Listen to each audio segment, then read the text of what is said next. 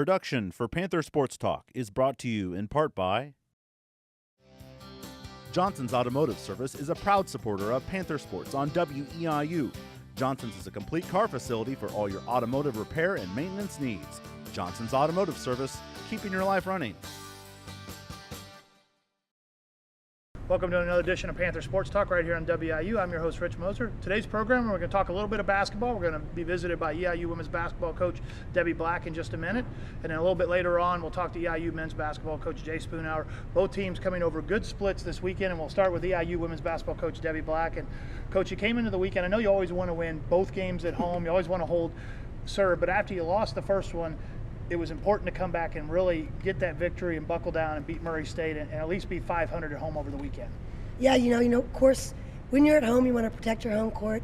So that first loss was tough, but you know what? I really appreciate the way the players bounced back, got the second win. Now we get ready for the road. Now, you faced two different styles of play over the weekend, and you've kind of reiterated this is your first run through the league, and you're kind of seeing that everybody plays a little bit different style, and it's kind of fun, I guess, for a coach to see it, but your players have to learn how to make that adjustment as well. It's easier for you to draw it up on paper, and you even said something yesterday on the post-game show, it's like, we're not going to give them too much information anymore. We're just going to try to dumb it down and let them go out and play and really work on ourselves and make the other team try to stop us. Yeah, you know, I watched, these teams on film. It's a lot different when they're in person.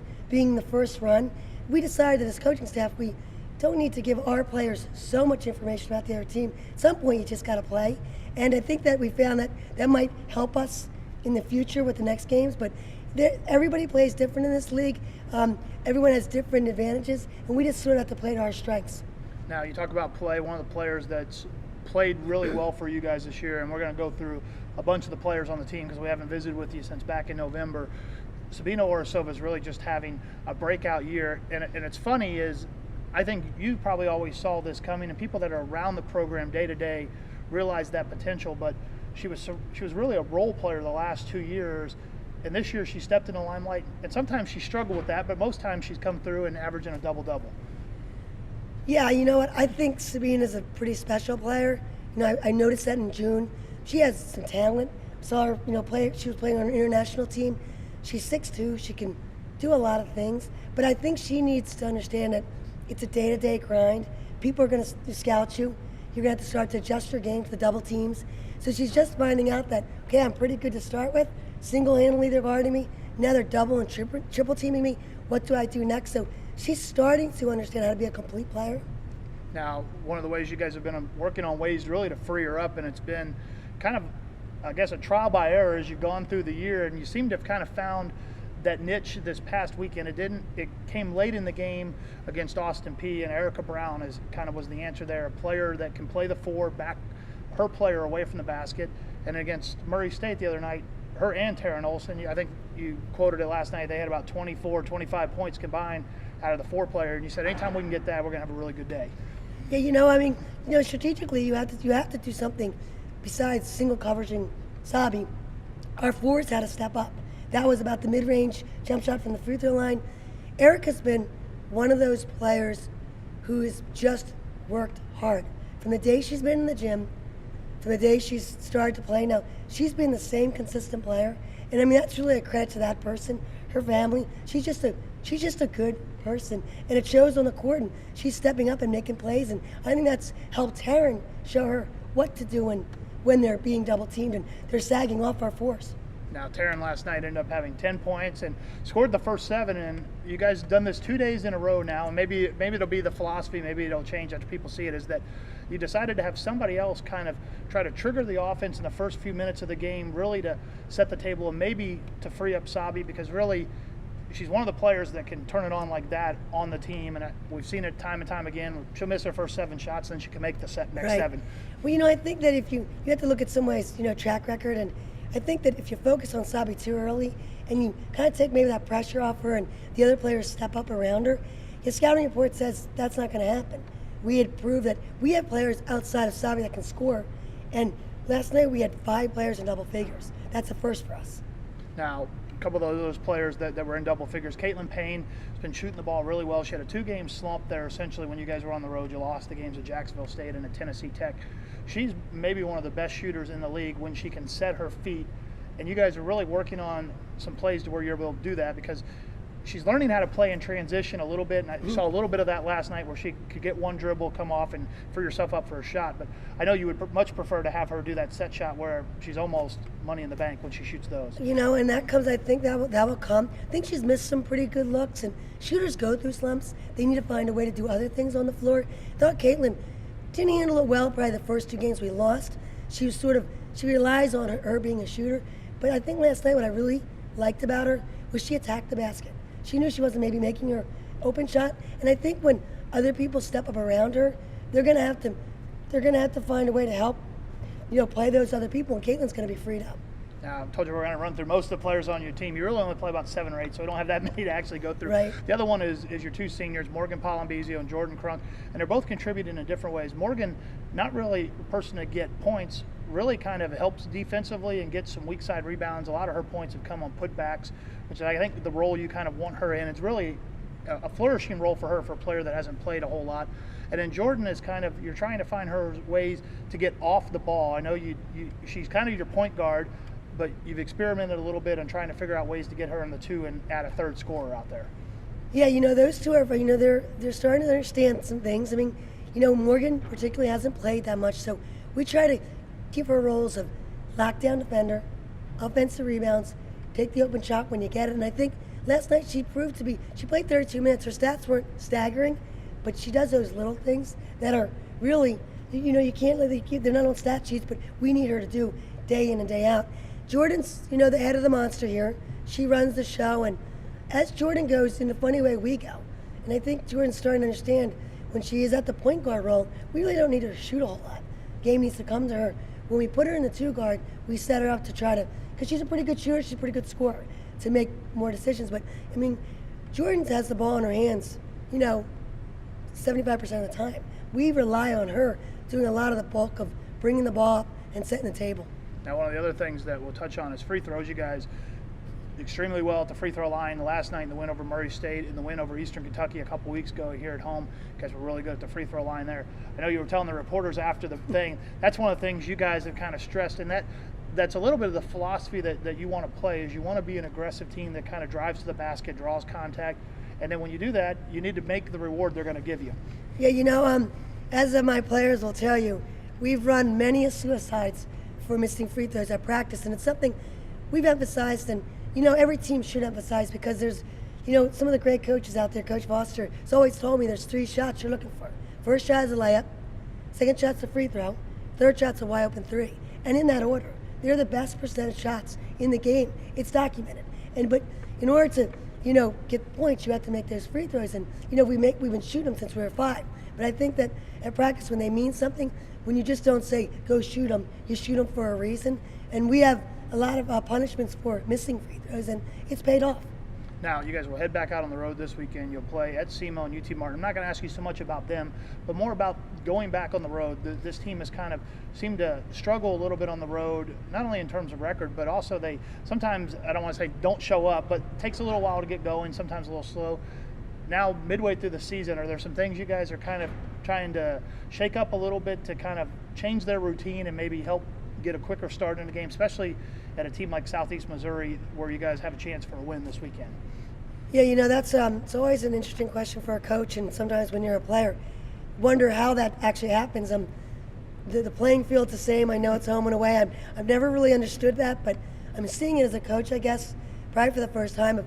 We have to make changes when you're not very successful on the road, and we really haven't been.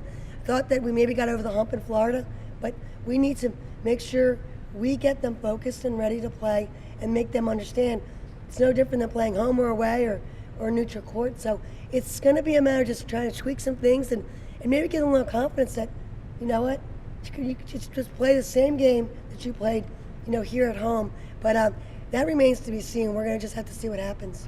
All right, Coach. Good luck up there in Southeast Missouri. That game will be at 3 o'clock on Saturday afternoon. 2:45 will be the pregame show. You can listen to that on Hitmix 88.9, the radio broadcast of that. Next home game for the Panthers will be on February 1st. So we'll talk about that next week when you guys will come back home after your road swing down to SEMO and UT Martin. We'll be right back with This Week in EIU Athletics. Panther fans, here's what's going on in Panther athletics.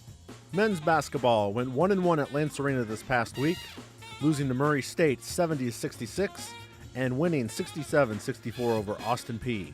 They're now 3-4 in the OVC and 6-12 overall.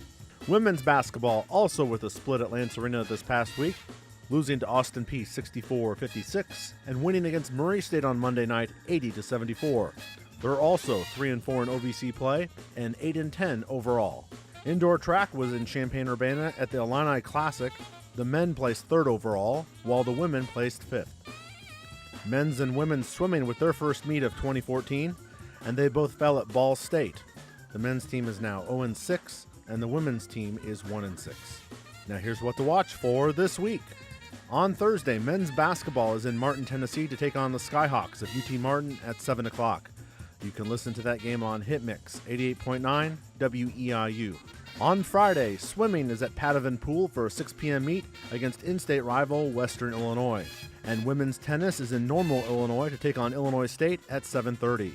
On Saturday, track hosts the John Kraft Invite at 9 o'clock in the morning at the Lance Fieldhouse. And it's a Panther basketball doubleheader in Cape Girardeau, Missouri as EIU takes on Southeast Missouri State. The women's game at 3, the men's game at 5:30. Both games can be heard on Hitmix 88.9 WEIU. Also on Saturday, men's tennis is in St. Louis to take on the Billikens for a 6:30 match. On Monday, women's basketball at OVC rival UT Martin at 7 o'clock. You can listen to that game on Hitmix 88.9 WEIU. And next Tuesday, January 28th, men's basketball back at Lance Arena for a non-conference matchup against Cleveland State at 7 o'clock. You can listen to that game on Hitmix 88.9 WEIU. For Panther Sports Talk, I'm Ramin Carbaciun. Welcome back to Panther Sports Talk. We're now joined by EIU men's basketball coach Jay Spoonhour. And Coach, good weekend for you guys. Last week we talked about going into it. You always want to try to get everyone at home, but you had to go one at a time. We're close with the one at Murray, and then kind of a good job of not, I guess a lot of times having a hangover when you're close in a game you thought you should have won, and you guys came out and persevered on Saturday against Austin Peay. That's the hard thing is it's not saying that we gave one away because we didn't. I mean, Murray came out and won the game. I mean, they made plays at the end, but it was a game we felt like you were in and you had a chance to win because we did. That's always what worries you is that guys will still be looking backwards, and you got a team coming in that was very capable of beating you, and it was a good game. I thought both of us played pretty well, and we were happy to win. You know, you look around, you don't ever want to plan for getting a split the way we have our conference. You always have 2 games. You don't want to plan for that, but what seems like a lot of us are doing it. I mean, you look at our league standings, and it's a lot of people sitting right at 500 or 1 or 2 games, right there. Now, individual efforts, Luke Petrowski kind of really had his breakout, not only game, but weekend. Looked really good. And is that kind of just him kind of finally getting comfortable with his role in the system, or did he kind of get a good team to match up against there over the weekend? No, I think it's just from him getting out there and playing a little bit more. I mean, we've kind of said that from the beginning, and Reggie's sort of getting there too. I mean, Reggie has had some pretty good games early in the year, but then there'd be plays that he would make that I think there was just getting comfortable again. And the same thing's going to happen with Chris. Chris is going to have some good games and some rough patches, but eventually it'll all kind of start happening. If we ever get real good, it's because those guys have all kind of figured it out together, and then they're playing real solid, and you know what you can expect when you put them out there. We're there with Sherman, knock on there's no wood, there's chairs or wood, but Sherman's giving you basically about 12 points and 8 rebounds every game, and it's a pretty solid effort that he's putting out there every time. But I think Luke, I'm glad to see that for Luke, because Luke's got the ability to do the things he did. I mean, he got the dunk that was on ESPN, and then a couple more dunks, and one of them that probably shouldn't have counted. But he's doing some things, so that was good. Now, the other guy who's kind of, I think, flying under the radar a little bit is a guy from last year's team that kind of finding his role as Keenan Anderson. I think is giving you guys some good moments. Doesn't always have the stat line, but I think he's a guy that, as the extra big in there, really gives you good defense and allows you to rest some of those other guys that are more of the offensive threats. Yeah, and he can guard a perimeter guy. That's the difference, between, like, if you say, like, all right, Josh Piper and Sherman and some of those bigger guys. Keenan can move his feet enough that he can guard a guard. So he allows you to play a team or have a lineup out there where you've got some bigger guys. And he started the game the other day with a dunk. And that's the kind of stuff he really does well, is that he's just kind of an energetic guy and likes to run around and bump into people, and he does that well. And so he doesn't have, like, as far as shooting the ball or handling the ball, those aren't his things, but he will work hard and he guards. Now, you talked about Reggie Smith and his kind of coming to fruition there, and playing him a little bit at the 1 and the 2, and the other player that's really helping you guys is the freshman Zach Dickerson. Yep. And the fact that he's not really out there to score. He can get some points here and there, but he's really there to set the table for those other guys. It really helped that he shot 3 times the other day and made all 3 of them, and he takes.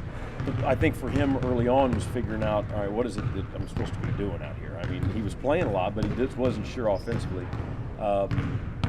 Because breaking guys down and beating people off the dribble, he hasn't been able to do that yet. But I think he'll get there eventually.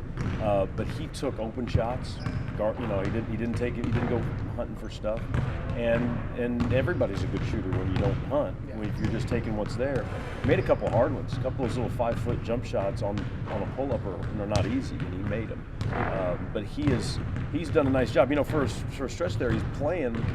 And on his left hand, his strong hand, that both fingers were taped together. He tore tendons in his pinky, which is not easy to deal with. It was kind of like a pitcher not being able to feel the seams on the ball. Well, he would be dribbling, and all of a sudden it'd be gone. He didn't know where it was. And so, gosh, other teams picked it up really fast. They started getting all over him. But now he's got the tape off, and he's a little bit better player. Now, you guys move forward in this weekend. You go back on the road. You play at UT Martin on Thursday night. You play at SEMO on Saturday. 2 different styles you guys are going to face. UT Martin has the perimeter players and the LIBO, but they have Miles Taylor, one of the more athletic bigs in the league. And for people that haven't seen him play, he's a little bit more of an offensive Sherman Blanford, I would say. Yeah, he's bigger than Sherman. I mean, he's the same kind of body type, but he's probably got another 25 pounds. He's really good at posting up. He's good at using his body. I thought last year, the 2 guys at SEMO and then Miles Taylor were probably the best postmen in the league. And so I don't know, was he first team all league? I think he may have been. But Martin had more coming back than any other team, really. I mean, you have Lebo, who's as good a shooter as there is, and then Miles Taylor, and then Terrence Smith. That's 3 awful good players. Those guys are getting around 45 points a game among the 3 of them. And so, they're tough, they're talented. That's the one thing that the 2 teams have in common, Southeast Missouri and Martin, is that they're both really talented. They've had a flip-flop schedule from us. We've had home games. They've been on the road, and then their home games that they've had have been really hard ones. So they're both sitting at 2 wins and 1 win, I think. They're a little better than those records. Now, you talked about SEMO, and you mentioned briefly they've got the 2 Twin Towers. They were essentially the biggest team in the league last year, and you guys are kind of challenging for that now, and kind of maybe be some interesting matchups in the fact that you may be one of the few teams in the league that you can match a guy up man-to-man, and he won't be outsized when you get in there. Yeah, the problem with them is that they have size at the guard. Like, they have 6'5" and 6'6" guys running around at the guard position. They're a great-looking team. I think they were going through what a lot of us go through, and that is figuring out what the roles are and what they're supposed to do. But man, they have a ton of ability. And last year we got in trouble down there because we played really slow last year. We got into a deal where we shot the ball quick on them, and boy, you do that against SEMO, and they're going to get going up and down the floor. And for them to run up and down the floor is not near as arduous as it is for some of our guys. Our guys they get tired. SEMO doesn't get tired. Then you come back in, and next week when we would tape the show, you guys will be getting ready for a game next Tuesday night. You threw in a non-conference game against Cleveland State, and I know it wasn't so much that you needed non-conference games, but it's there because you wanted to make sure you could have some home games other than conference games down the stretch, because the schedule, as it flips over to February, isn't really favorable at home for you guys. No, we had, the thing about it is there's always going to be, in a conference schedule, there's always going to be times where you have a stretch at home and a stretch on the road. Our stretch at home is come and gone. We still have a couple, but not many. 6 of 10 now are on the road for us. And so, Cleveland State's not really the kind of team you want to play. They're in the top 7. I mean, they're really a good team. But I thought it was a pretty good. In terms of distance, it was a good game because we'll go back there next year. And it's a recognizable team from people that remember the Mid-Con. And so, and we both had a game open. There was a chance we weren't even going to play a game, that we were just going to play one game under what we were allowed, which nothing says you have to play all the games, but you'd like to. And so, it'll be good. It'll be plenty. It'll be all we want. They're awful good. All right, Coach, best of luck over there this weekend. The Panthers are back in action on Thursday night at UT Martin. Game will be on Hitmix 88.9 radio broadcast, 6:45, 7 o'clock will be the call. That's going to wrap up this week's edition of Panther Sports Talk. Thanks for watching, everybody. Dylan Chapman with the ball at the left wing. Pass to left corner Smith. Takes aim on a 3. Bullseye. Reggie Smith off to a great start with 8 points. Reggie out front with 5. Drives it into the lane. All the way under for 2. Again, it opened up for him. All the way under. Lays it up and in. It looked like it got tipped through. Driving down the lane all the way. Lays it up. No. Another dunk. Petrowski again. Back-to-back rebound dunks for Luke. Reggie Smith to the hoop. Big Luke grabbed it a foot below the rim and put it back up and over and down. Right baseline all the way under. Double pumper, no good. Anderson rebound. Back up, yes! Keenan Anderson with a putback. Piper, backdoor pass to Smith. Coming in on the right underneath Petrowski. Dunks it home. Good passing, and the Panthers take the lead. Petrowski's got 7 on the screen between the circles. Fired at left wing to Verhagen. They lob it left block. Petrowski takes a dribble inside and dunked it. Petrowski maneuvers through 2 defenders and dunked it home. Double team him, took the dribble to get through the double team, and then was up to gather it and dunk it. Out of the point to Smith with 7. Takes it down the lane all the way under to Petrowski for another dunk and a foul. Reggie fed Petrowski, who dunked it home. It's a career high 11 for Luke. Watch Reggie Smith find him. Nice reach around pass and a dunk. On the left wing to Smith with a minute to go in the game, 11 to shoot. Smith's going to take a 3-pointer. Good! Reggie Smith, a clutch shot from the wing, gives Eastern a 4-point lead. The Panthers take a timeout.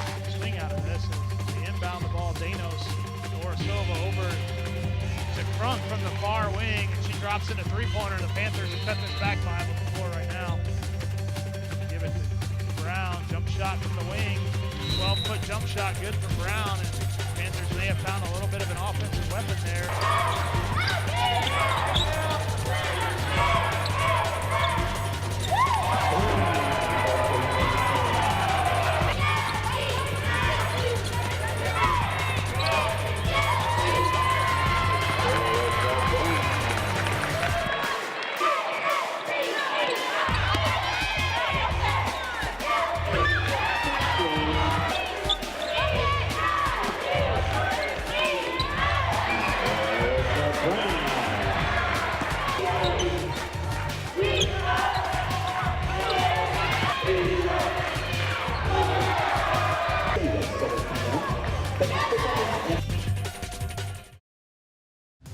Jimmy Garoppolo, quarterback out of Eastern Illinois, voted the best player in FCS this past season.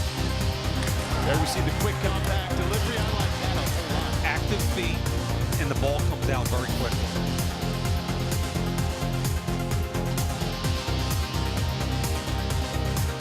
Garoppolo 3rd and 10. That's just pitch and catch.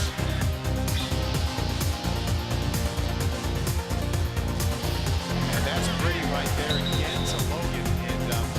This is the most impressive quarterback on the field by far this afternoon. I enjoyed watching his game film.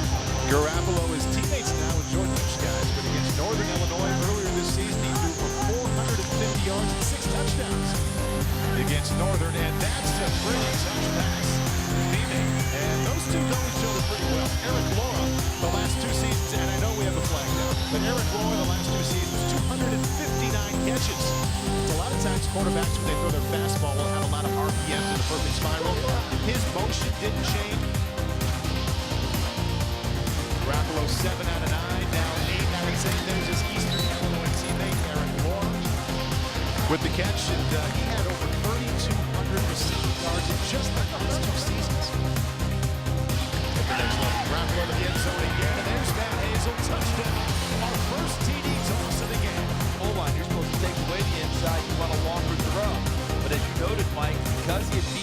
outside of the play before. Bynum lingered there a little bit longer. The quick fake, and look at how about that ball. Nice job, Jimmy Garoppolo.